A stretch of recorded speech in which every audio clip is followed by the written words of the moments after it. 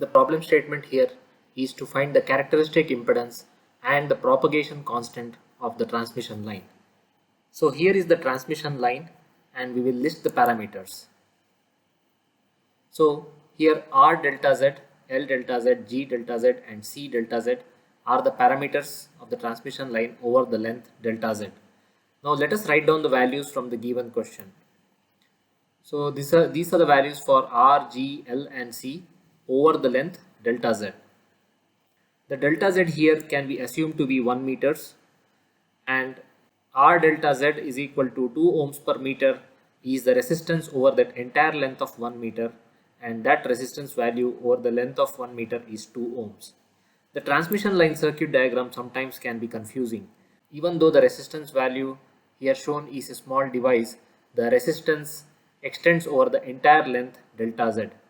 Similar explanation holds good for L, G and C.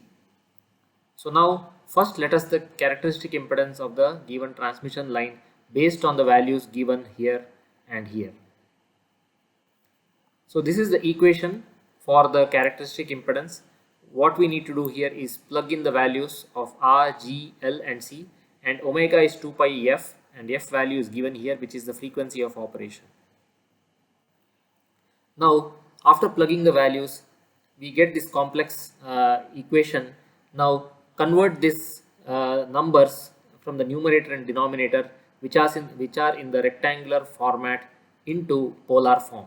Now divide this magnitude value within the square root and take square root of the magnitude value alone. So that is this value 183.1. But what happens for the phase is, when we divide the phase we can subtract the value, but note that it is still within the square root function. Solving for a square root of a number is complicated when the number is a complex number. Square root of a number means that the number has two roots. So look at this example.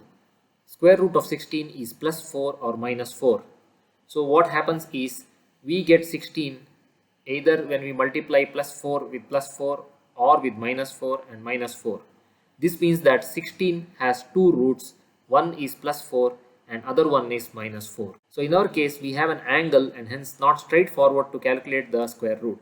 So let us use the formula from a French mathematician whose name is complicated to pronounce and hence I won't attempt saying it.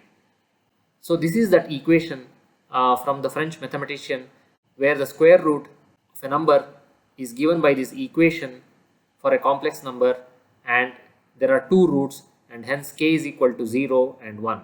Now that complex number inside the equation can be represented like this in terms of rectangular form and also in terms of polar form. Note that here angle theta in the equation should be in radians. So convert the value of theta that we have in degrees from the previous slide into radians. Now let us solve the equation for the two roots. First let us take k is equal to 0. So inserting k is equal to 0 into the equation, and with theta is equal to 0.3, this is the value that we get. Now solve for k is equal to 1. Now we get the following complex root. Finally, don't forget to multiply with the magnitude 183.1. So what we did was, for simplicity, we took here magnitude as 1 so that the equation becomes easier. Now multiply with this value for both k is equal to 0 and k is equal to 1. So these are the two values or the two roots of that square root function. So now which one is the answer? So choose the one which has positive value, because impedance value cannot be a negative number. Now let us find out the propagation constant. So we have to use this equation for the propagation constant gamma. So use the polar values from the previous calculations and use them directly into this equation. So you can insert the polar values that we calculated from the previous slides. So multiply those numbers, put it in the equation, and this is the final square root equation that you get here. Don't forget to convert the angle from degrees to radians. Now apply the same equation from previous slide for k is equal to 0 and for k is equal to 1, and multiply with the magnitude value, which is 0.27. 0.27 is Nothing but the square root of 0.075.